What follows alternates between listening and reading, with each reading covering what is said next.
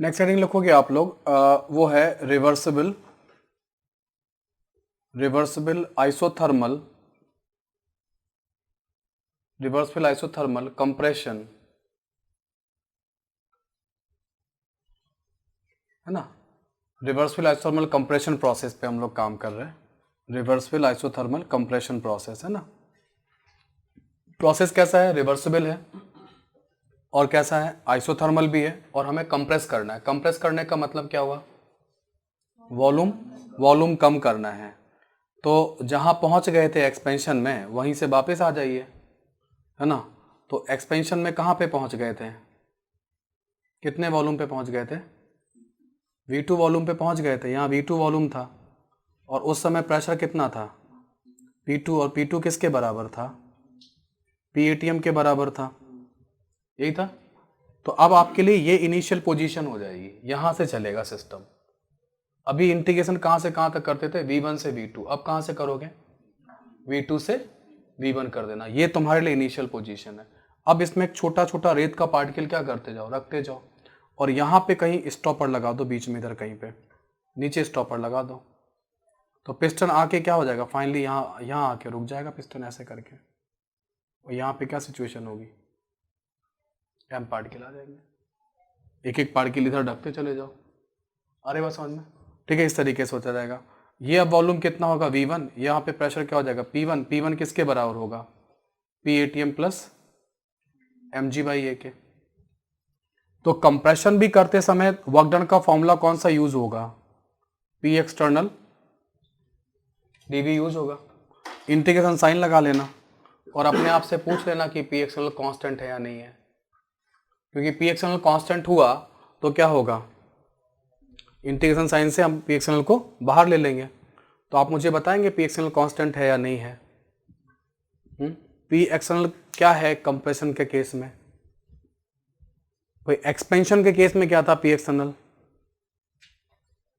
के केस में? जिसके अगेंस्ट गैस वर्क कर रही थी वो कांस्टेंट नहीं था। कंप्रेशन में क्या होगा? जो गैस पे वर्क कर रहा है वो कांस्टेंट नहीं है। क्यों? हाँ, बार बार पार्टिकल आप रखते जा रहे हो। पहले तो DM रखा था, PATM प्लस DM मास, फिर M1 मास, फिर M2 मास, ऐसे आते आते बढ़ते बढ़ते पहला जो पुश हुआ था डाउनवर्ड, वो PATM प्लस एक छोटा सा पार्टिकल था, और आखिरी जो डाउनवर्ड पुश हुआ है वो पूरा पूरा mg आ गया है ना।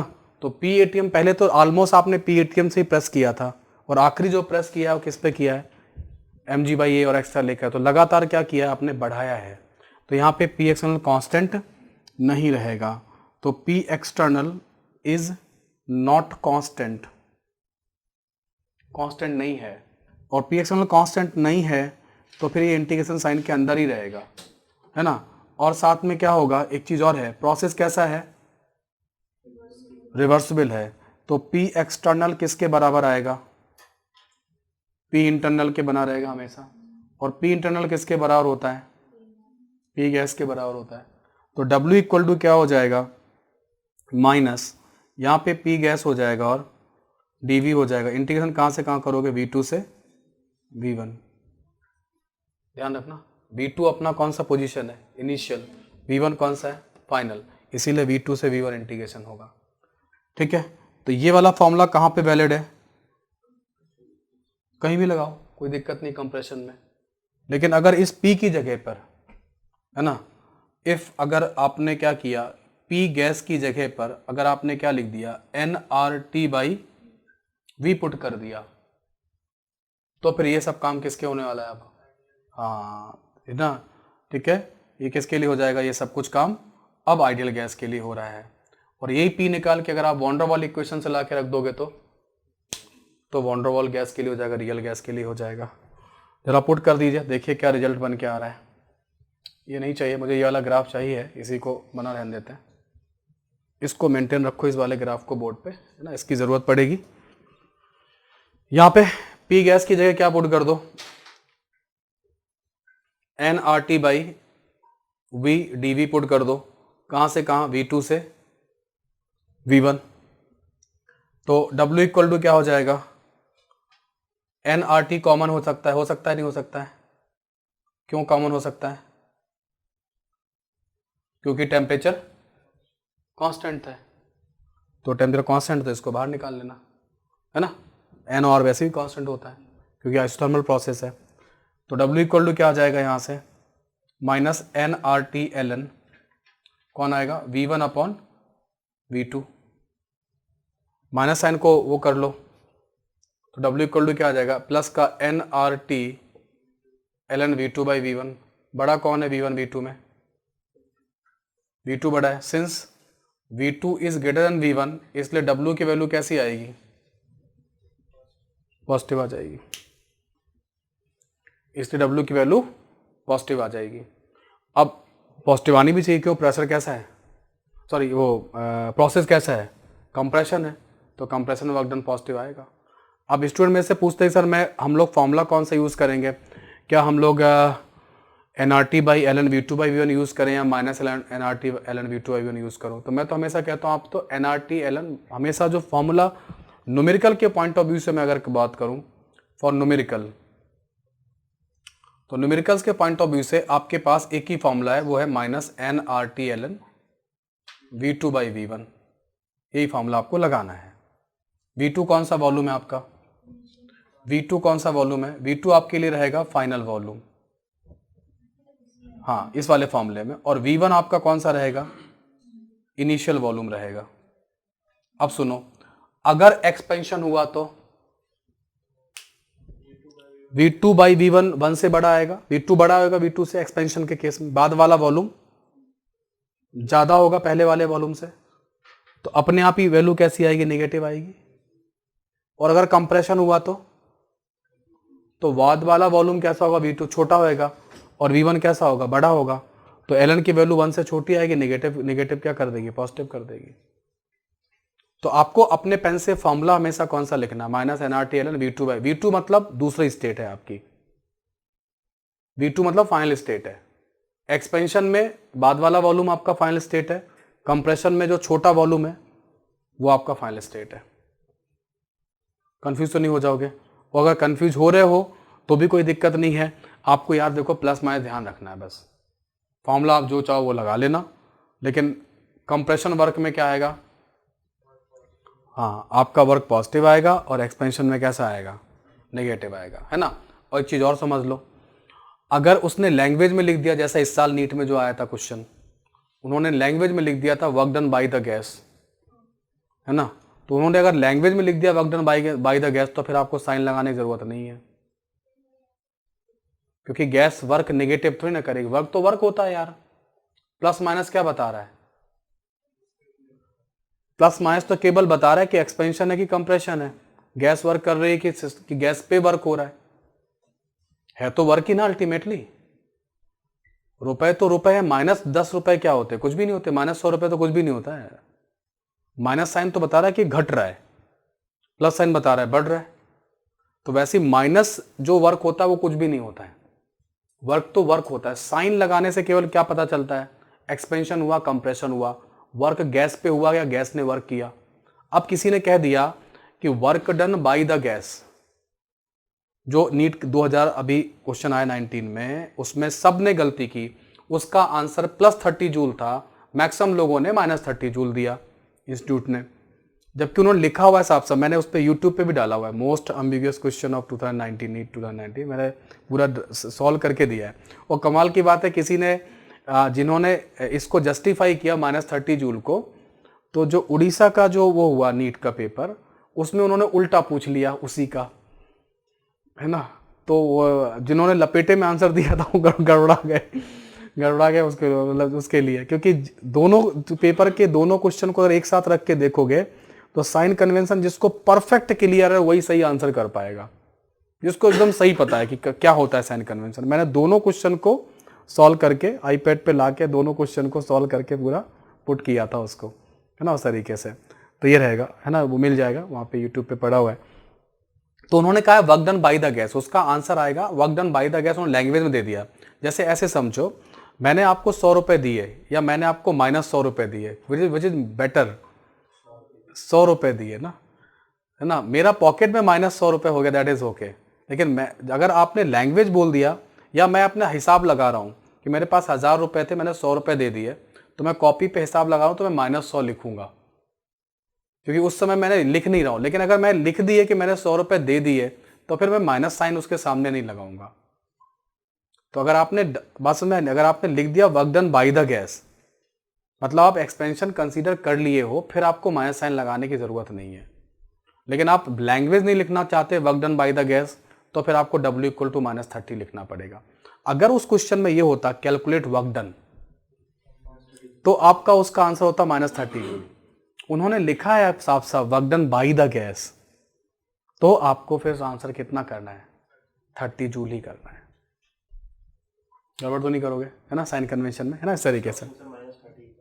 हाँ, अरे इन्होंने एलन वगैरह सबका आया था, मैक्सिमम लोगों का आंसर जो था ना वो -30 था। इन्होंने तो ये जो हमारे अचीवर इंस्टीट्यूट वाले हैं लोग ना, इन्होंने तो फेसबुक पे डाल दिया कि गलत दे रखा है, NTA ने ये किया वो किया, है ना, ऐसे करके भी डाल दिया लोगों ने, है ना, इस तरीके से भी डाल दिया, लोगों ने चैलेंज कर दिया। जबकि मैं देख रहा था, मैंने कहा यार वो सही लिखा, उन्होंने +30 जूल जो दिया है आंसर सही दिया है। बिकॉज आप कभी भी ऐसा देखना, जैसे आपको मान लो फर्स्ट लॉ वगैरह लगवाने के लिए क्वेश्चन आएंगे, तो उसमें कहेगा कि work done by the gas 30 joule या 50 ऐसे लिखेगा, माइनस नहीं लिखता है। अगर लैंग्वेज बेस्ड क्वेश्चन है और उसमें वो कह रहा है कि उसने हीट सप्लाई 10 जूल किया, वर्क डन गैस ने इतने जूल किया, तो जब work done by the gas लिखेगा कि गैस द्वारा किया गया कार्य जब लिखेगा, वर्क लिखेगा, तो वो क्या होगा, वो प्लस साइन के साथ ही लिखेंगे, माइनस साइन के साथ नहीं लिखते हैं, है ना, उस तरीके। तो प्लस माइनस का आप अपना जो है ना पार्ट है वो समझिएगा। इसमें क्या नोट करना है, नोट करो। अच्छा, नोट करने से पहले एक चीज और समझ लो। अब ग्राफ और देख लेते हैं, ग्राफ बना हुआ है, क्यों ना इसी को चेंज कर लें। कैसे चलेगा ग्राफ, देखो तो ग्राफ में इनिशियल पोजीशन कौन सी आएगी, V2 वाली चले थे अपन, तो ये जो F लिखा है यहाँ पे क्या लिख दें, I लिख दें, और V2 से कहाँ पहुंच गए, V1 पे, तो प्रेशर क्या हो जाएगा P1, तो I की जगह क्या लिख दो, F लिख दो। ये ग्राफ ऐसे जब जा रहा था तो किसका था, एरो नीचे की तरफ था तब, तो बस एरो क्या कर लो, पलट लो, ये है। फॉर्मूला भी इक्वल एंड अपोजिट आया था, नहीं आया था, बिल्कुल, तो ग्राफ भी बिल्कुल इक्वल एंड अपोजिट जाएगा और वही एरिया आएगा, सेम चीज आएगी, सब कुछ सेम आएगा। बस यहाँ पे क्या करना, रिवर्सिबल, क्या करना, आइसोथर्मल लिख देना और कंप्रेशन लिख देना, है ना, इस तरीके से। तो ये इनिशियल से फाइनल की तरफ जाएगा। इसी ग्राफ को आप बना लीजिए दोबारा, ये वाला ग्राफ दोबारा बना लो। बनाना है कॉपी में, ये नहीं कि इसी को छोड़ दो, है ना, बनाना है कॉपी में, बनाओ। तो एक्सपेंशन और कंप्रेशन दोनों हमने सीख लिए, रिवर्सिबल, आइसोथर्मल, कंप्रेशन भी देख लिया और एक्सपेंशन, दोनों काम देख लिए, है ना। तो क्यों ना अब हम लोग साइक्लिक कर लें, W साइकिल पता करें, है ना। साइक्लिक मतलब क्या हुआ, देखो साइक्लिक प्रोसेस कौन से प्रोसेस होते हैं, साइक्लिक प्रोसेस कौन से प्रोसेस होते हैं, हाँ, जिनका, तो हम लोग W जो निकालने जा रहे हैं वर्क डन, वो एक कंप्लीट साइकिल में निकालने जा रहे हैं एक तरीके से, है ना। तो जो है ना W साइकिल इस तरीके से लिख दें,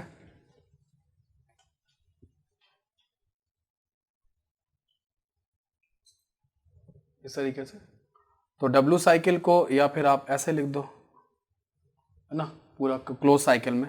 साइक्लिक प्रोसेस क्या होते हैं, जहां से आते हैं वहीं से वापस उसी पॉइंट पर आ जाते हैं, they are called the cyclic process. तो W साइकिल कैसे लिखा जाएगा, है ना, वो लिखा जाएगा W expansion plus W compression. किसके लिए काम कर रहे हैं, रिवर्सिबल के लिए कर रहे हैं। ये भी कैसे जाओगे, रिवर्सिबली जाओगे, और ये भी कैसे जाओगे, रिवर्सिबली जाओगे, है ना भाई। एक्सपेंड किया था, यहां से यहां तक गए थे, वापस यहां से वापस आ जाना ऐसे, तो साइक्लिक प्रोसेस हो जाएगा। तो एक्सपेंशन का फॉर्मूला हमारा क्या निकल के आया था, nRT माइनस का और ln V2/V1, और ये क्या निकल के आया था, nRT ln V2/V1, बोर्ड पे लिखा ही अभी भी लिखा हुआ है। दोनों क्या आ जाएंगे, नेट हो गया, 0 आ जाएगा।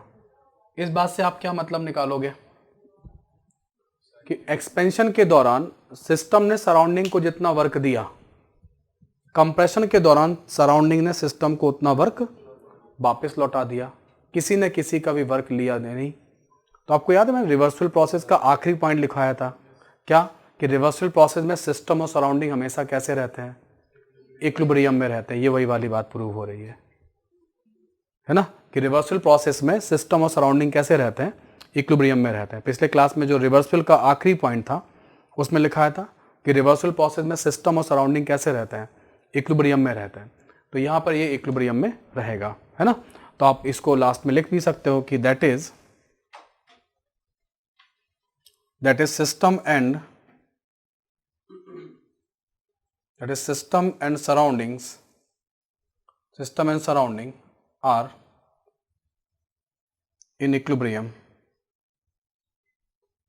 ऐसे केस में सिस्टम और सराउंडिंग क्या रहते हैं, इक्विलिब्रियम में रहते हैं। आ रही बात समझ में, है ना। तो इस ग्राफ को हटा लेते हैं और नया टॉपिक लेते हैं फिर से। तो नेक्स्ट हेडिंग हम लोग लेंगे, अब हमारे पास बच्चा कौन सा हेडिंग, हाँ, इररिवर्सिबल आइसोथर्मल कंप्रेशन बचा। देखो क्या है भाई। तो नेक्स्ट हेडिंग हमारा है वो है इररिवर्सिबल आइसोथर्मल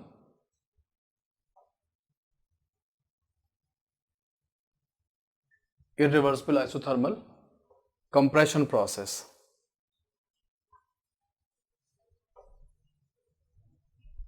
अब कंप्रेस तो करना है, लेकिन कैसे कंप्रेस करना है, हाँ, इररिवर्सिबली कंप्रेस करना है। So how can we attain the irreversibility in the system. क्या करेंगे, स्टार्ट कहाँ से करने वाले हैं फिलहाल, तो बड़े वॉल्यूम से छोटे वॉल्यूम से, बड़े वॉल्यूम से। कितना बड़ा वॉल्यूम था हमारा, V2 के बराबर। उस समय प्रेशर कितना था, P2 के बराबर। P2 किसके बराबर था, PATM के बराबर था। ठीक है, इस पे एक काम करना, एक ब्लॉक पटक देना, है ना। सडनली क्या करना, एक पत्थर रख देना। तो एकदम से पत्थर रखो, झटके से क्या होगा, ये नीचे आएगा, एकदम फास्ट, फट से नीचे आएगा। ठीक है, तो क्या होगा, फास्ट हो जाएगा। और फास्ट हो जाएगा तो कौन सी क्या चीज अटेंड हो जाएगी, है ना, इररिवर्सिबिलिटी अटेंड हो जाएगी, है ना। यहाँ पे गैस है, ओके, यहाँ पे वॉल्यूम V1 हो जाएगा, प्रेशर P1 किसके बराबर हो जाएगा, PATM प्लस mg/a के बराबर हो जाएगा। ये सुनो, ठीक है। अभी क्या होता है इसमें कि जो वर्क डन होगा वो फॉर्मूला आप फिर से लिखोगे, P एक्सटर्नल dV। हाँ, स्टार्टिंग पॉइंट कौन सा है अपना, V2 वॉल्यूम वाला, और फाइनल पॉइंट कौन सा है अपना, V1 वॉल्यूम वाला। हमने फॉर्मूला कौन सा लिखा, W = P एक्सटर्नल dV। आप मुझे बताएंगे कि P एक्सटर्नल कांस्टेंट है या नहीं है।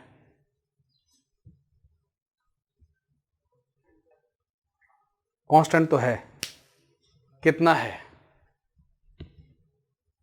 कांस्टेंट तो है, कितना है, कांस्टेंट तो है। ये चलेगा पिस्टन, अभी चलेगा, नहीं चलेगा। इसको पुट करो, अब चल रहा है, नीचे आ रहा है, नीचे कौन कंप्रेस कर रहा है इसको,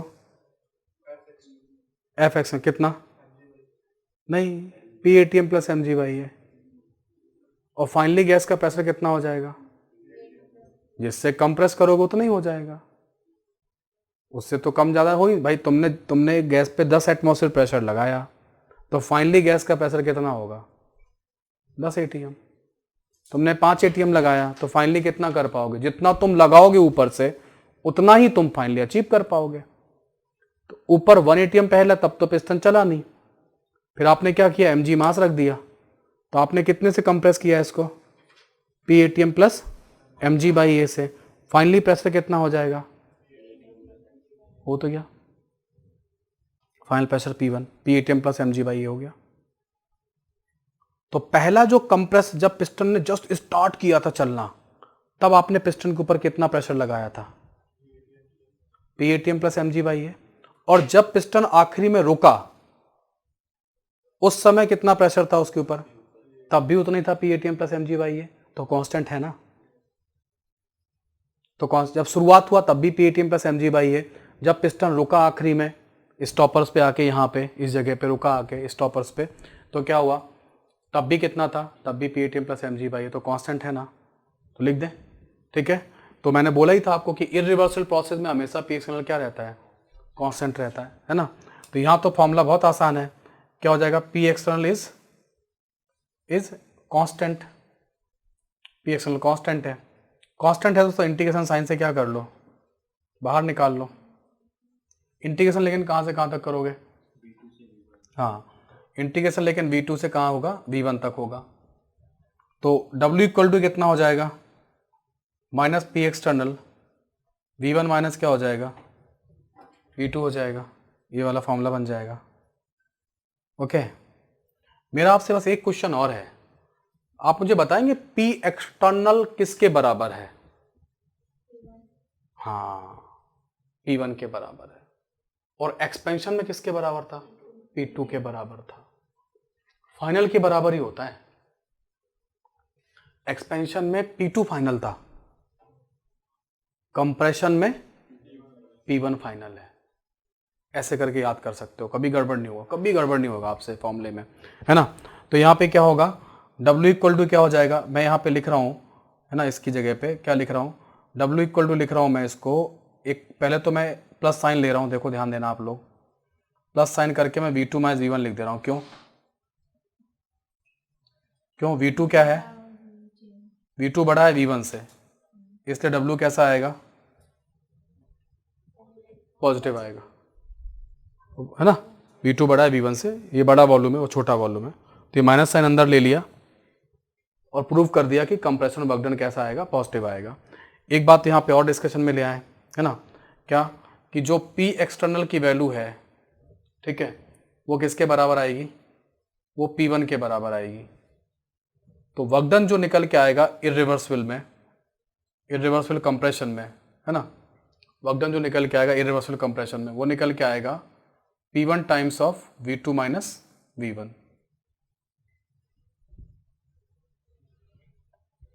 देखो P1 times of V2 minus V1, है ना। तो P1 times of V2 minus V1 का जरा ग्राफ बनाओ, P1 को प्लॉट करो जरा, P1 times of V2 minus V1 को प्लॉट करो एक बार।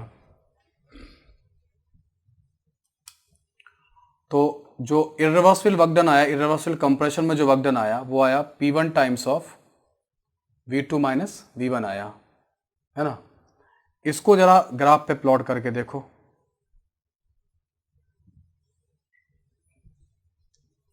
इसको जब आप ग्राफ पे प्लॉट करोगे, प्रेशर एक्सेस है, ये वॉल्यूम एक्सेस, बोर्ड पे देखते रहना सब लोग। तो यहां पर ये है वॉल्यूम V1, तब यहां पे प्रेशर क्या है? P1। उसके बाद क्या होगा? यहां पे वॉल्यूम क्या है? V2, तो प्रेशर क्या हो जाएगा? P2। यहां से लेके यहां तक की डिस्टेंस कितनी है? V2 माइनस V1 है, ठीक है, उस तरीके से। तो यहां पर इस पॉइंट से, ये इधर से लेके यहां तक क्या होगा? ये P1 होगा, यहां से यहां तक ये P1 है, देखो यहां से यहां तक, है ना। और ये है V2 माइनस V1 यहां से यहां तक। और समझ आ रही है? पता है कितना बड़ा रेक्टेंगल आएगा? ये आएगा, ये आएगा रेक्टेंगल। देखो ध्यान से, P1 है यहाँ, P2 नहीं है। P2 होता तो यही आता, P1 है इसमें। हाँ हाँ, इंक्लूडेड होगा, वो भी होगा, पूरा ही आएगा। ये यहाँ से लेके यहाँ तक पूरा आएगा, ये पूरा पूरा नीचे एक्स एक्सिस तक लाइन खींचनी है आपको ऐसे। जब आप शेड करना तो पूरा एक्स एक्सिस को कांटेक्ट में लेके आना। ये पूरा एरिया जो है ना, ये क्या रिप्रेजेंट कर रहा है? हाँ, ये इरिवर्सिबल वर्क डन को रिप्रेजेंट कर रहा है, इरिवर्सिबल कंप्रेशन को वर्क कर रहा है। वर्क ज़्यादा हुआ या कम हुआ? रिवर्सिबल के कंपैरिजन में ज़्यादा हुआ। रिवर्सिबल में जाते ना, तो रिवर्सिबल में तो आपका ग्राफ ऐसे आता, ये वाला आता ऐसे करके यूं, है ना। रिवर्सिबल में तो ग्राफ आपका यूं चलता है, ऐसे करके यूं जाता। ये वाला जो पार्ट है, ये वाला पार्ट है, ये एक्स्ट्रा पार्ट आ गया, है ना। तो मैग्नीट्यूड वाइज कौन आगे निकल गया अब? हाँ, तो अगर आप कंप्रेशन देख रहे हो, है ना, कंप्रेशन अगर आप देख रहे हो, तो आप ये पाओगे कि इरिवर्सिबल का जो मैग्नीट्यूड है वो क्या होगा? वो रिवर्सिबल वाले से क्या हो जाएगा? वो ज़्यादा हो जाएगा, है ना। जो इरिवर्सिबल का जो मैग्नीट्यूड है वो क्या होगा? वो रिवर्सिबल वाले से ज़्यादा हो जाएगा, यस और नो? जबकि एक्सपेंशन में क्या हुआ था, रिवर्सल वाला ज़्यादा था, है ना, इसमें यह ज़्यादा हो जाएगा। आ रहा बात समझ में? ये नोट करो, और इधर नोट हो गया क्या ये वाला? नहीं हुआ अभी, इसको नोट करो, फिर हम लोग W साइकिल पे काम करेंगे।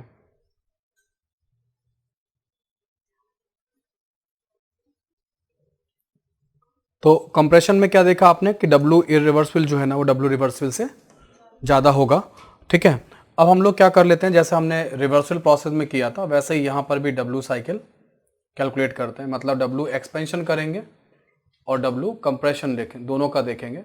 ये भी कैसा होगा, इरिवर्सिबल होगा, ये भी कैसा होगा, इरिवर्सिबल, दोनों इरिवर्सिबल के लिए होंगे, ठीक है। या तो आप ग्राफ से देख लीजिए या फिर आप फॉर्मूले से कर लीजिए, जैसा भी चाहें। एक्सपेंशन में कितना वैल्यू आया था, डेरिवेशन बताओगे कितना आया था? माइनस P2 टाइम्स ऑफ ना V2 माइनस V1, और यहाँ कितना आया है प्लस का P1 times of V2 minus V1। क्या चीज कॉमन आ रही है, V2 माइनस V1 कॉमन कर लो तो क्या आ जाएगा, P1 माइनस P2। कौन बड़ा है इसमें, V2 बड़ा है V1 से, यस और नो? और P1 बड़ा है P2 से, देखो ग्राफ में देख लो, P1 बड़ा है P2 से, यही सिंबल लिए हमने। तो फिर ये जो दोनों ब्रैकेट कैसे आ रहे हैं, ये ब्रैकेट पॉजिटिव है नेगेटिव है, ये ब्रैकेट, तो नेट कैसा आएगा वगैरह, पॉजिटिव आएगा। तो साइक्लिक प्रोसेस में मतलब एक्सपेंशन और कंप्रेशन दोनों अगर आप इरिवर्सिबली परफॉर्म करते हो तो नेट जो साइकिल आती है, नए साइक्लिक प्रोसेस आता है, उसमें कैसा वर्क डन आ रहा है, हाँ पॉजिटिव आ रहा है। और पॉजिटिव वर्क डन किसको मिलता है, जब वर्क डन पॉजिटिव होगा, इस बात का क्या मतलब है,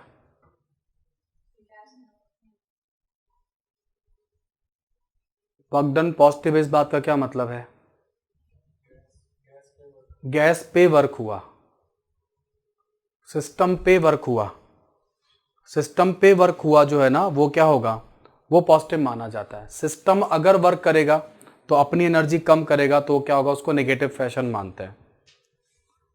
तो जब आपने एक्सपेंड किया, यूं गए, फास्ट गए, और ये स्टॉपर फास्ट नीचे आए, फास्ट ऊपर गए, फास्ट नीचे आए, है ना, एकदम झटके से ऊपर, झटके से नीचे, ठीक है। तो एकदम से एक्सपेंड किया, एकदम से कंप्रेस किया। जब एक ऐसा काम किया, नेट गेन किसको हुआ, नेट गेन सिस्टम को ही हुआ, गैस को ही हुआ। आ रहा है समझ में? नेट गेन किसको हुआ, सिस्टम को ही हुआ। क्योंकि क्या होता है एक्सपेंशन के समय, आपको याद है ये छोटा सा वर्क होता है इतना सा, और कंप्रेशन में इतना सारा वर्क हो रहा है। और ये छोटा सा वर्क कैसा था, पॉजिटिव था नेगेटिव था, ये वाला ये इतना, ये नेगेटिव ही था ना एक्सपेंशन वाला, है ना। और ये यहां से लेके यहां तक ये पूरा कैसा है, पॉजिटिव है। तो इस पूरे पॉजिटिव वर्क में नेगेटिव वाला घटा दो तो नेट आ जाएगा, वही तो आ रहा है। देखो ना ध्यान से आप, ये वैल्यू कितनी है, ये वाली यहां से यहां तक P1 माइनस P2 है ना, तो यहां है ना P1 माइनस P2 का टर्म। और ये वाली वैल्यू कितनी है, हाँ तो ये ऊपर वाला रेक्टेंगल है ना, ये वाला, ये जो ऊपर वाला रेक्टेंगल है वही आपका नेटवर्क आ रहा है। ध्यान से देखो आप, ये ऊपर वाला जो रेक्टेंगल है ये वाला, यही आ रहा है आपका नेट बचा हुआ वर्क। ये वाला वर्क क्या हो गया, ये वाला वर्क ये माइनस हो चुका है, कैंसिल हो गया यहां से ये वाला, ठीक है। इतना वर्क किसको मिल गया, सिस्टम को मिल गया। अब मैं आपको पूरा प्रोसेस समझाता हूं। जैसे ही आप अपना स्कूटर, बाइक या कार स्टार्ट करते हो, जो आप स्टार्ट करते हो, है ना, तो स्टार्ट करते ही इंजन चलता है, तो आपको एक इंजन की आरपीएम दिखाई देती है वहां पे, है ना, ठीक है। कार वगैरह में एक इंजन की आरपीएम दिखाई देगी कि इंजन कितनी स्पीड से चल रहा है। तो जैसे ही आपने ऐसे किया तो हल्का टाइट लगता है, स्प्रिंग होती है, स्प्रिंग खिंचती है अंदर, वहाँ फ्यूल जाता है, फ्यूल का स्पार्क होता है ना, स्पार्क प्लग में स्पार्किंग होती है, तो फ्यूल जो है पेट्रोल एक्सप्लोड होता है। एक्सप्लोड होते ही पिस्टन क्या होता है, एकदम बाहर जाता है, ऐसे बाहर जाएगा एक्सप्लोजन से, क्योंकि गैस एक्सपेंड होगी। अब वहाँ अरेंजमेंट ऐसा होता है कुछ सेंटर ऑफ मास वगैरह का कि अगर पिस्टन यूं बाहर गया तो वापस अंदर भी आएगा, वो सर्किल ऐसा बना ही रहता है ना। क्रैंक सेफ्ट और उसका क्रैंक व्हील, दो चीज़ें होती हैं, क्रैंक सेफ्ट और क्रैंक व्हील।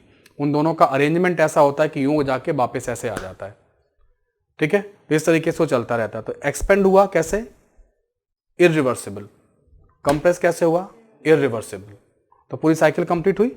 इसमें वो पावर जनरेट करता है, ठीक है, लेकिन वो पावर अभी पूरी बॉडी में ट्रांसमिट नहीं हुई है। जनरेट तो हो गई, गाड़ी स्टार्ट हो गई है, लेकिन चल नहीं रही है। चलाने के लिए आपको क्या डालना पड़ेगा, गियर डालना पड़ेगा। गियर को हम लोग बोलते हैं, गियर जो होता है ना वो कहलाते हैं ट्रांसमिशन सिस्टम कहलाते हैं, है ना। ऑटोमोबाइल इंडस्ट्री में वो ट्रांसमिशन सिस्टम कहलाता है।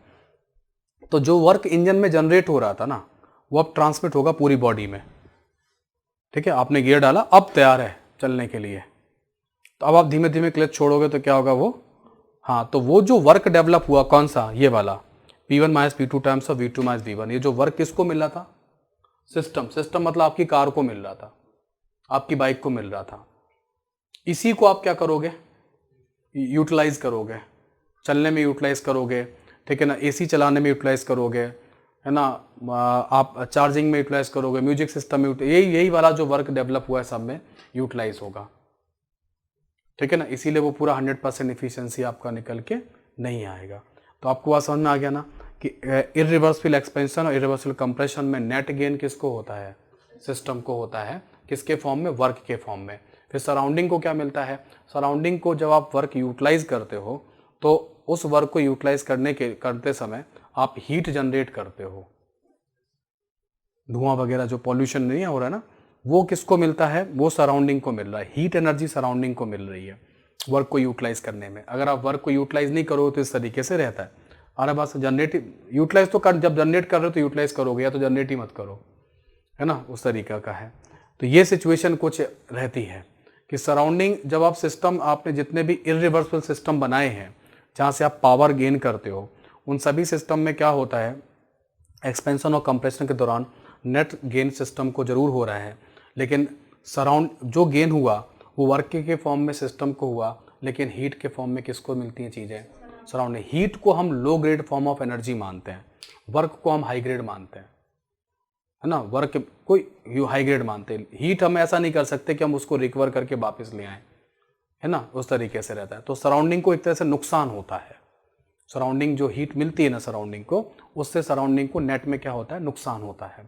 क्या उसी नुकसान से क्या होता है, सराउंडिंग की एंट्रोपी लगातार क्या होती जा रही है, बढ़ती जा रही है। वो सब चीज़ों पे भी हम लोग बात करेंगे, ठीक है। तो this is all about the work done, ठीक है। तो मैंने यहाँ पे मैं वर्क डन खत्म कर रहा हूँ, एक तरह से डिस्कशन खत्म कर रहा हूँ। मैंने रिवर्सिबिलिटी, इरिवर्सिबिलिटी, उस तरीके से सबका बात किया और सब कुछ समझा दिया इसके बारे में।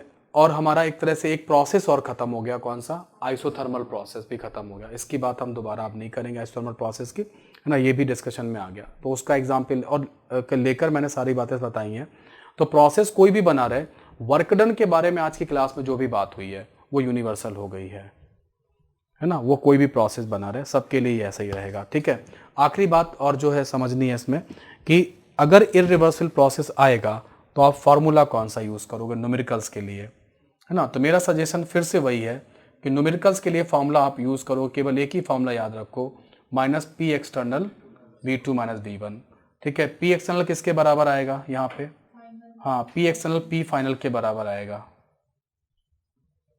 P एक्सटर्नल किसके बराबर होगा, P फाइनल के बराबर होगा। जब एक्सपेंशन होगा तो फाइनल स्टेट कौन सी होगी, V2 वाली, तो P2 हो जाएगा। और जब कंप्रेशन होगा, है ना, तो भी फाइनल स्टेट कौन सी हो जाएगी, जो भी आपका फाइनल प्रेशर आएगा फाइनली वाला, वही आपको यहाँ पुट करना है। और उस समय V2 क्या हो जाएगा आपका, कम हो जाएगा V1 से, है ना। उस समय V2 क्या होगा, कम होगा V1 से, वो अपने आप ही यहाँ पे क्या कर लेगा, प्लस साइन। V2 आपके लिए कौन सा है, फाइनल है ना। V2 जो है ना आपके लिए, V2 जो है वो V फाइनल है, और V1 जो है ना वो आपके लिए क्या है, V इनिशियल है। इतनी चीज़ों का आप ध्यान रखिए, आपका क्वेश्चन कभी गलत नहीं होगा न्यूमेरिकल, है ना। न्यूमेरिकल गलत होने के चांसेस कभी नहीं रहेंगे इस तरीके से अगर आप काम करोगे, ठीक है। आ रहा बात समझ में। तो ये तो न्यूमेरिकल के पॉइंट ऑफ व्यू से हो गया। न्यूमेरिकल अभी इस पर करेंगे, लेकिन उससे पहले हम लोग क्या करेंगे, थोड़ा सा और काम कर लें, और वो है फर्स्ट लॉ ऑफ थर्मोडायनेमिक्स।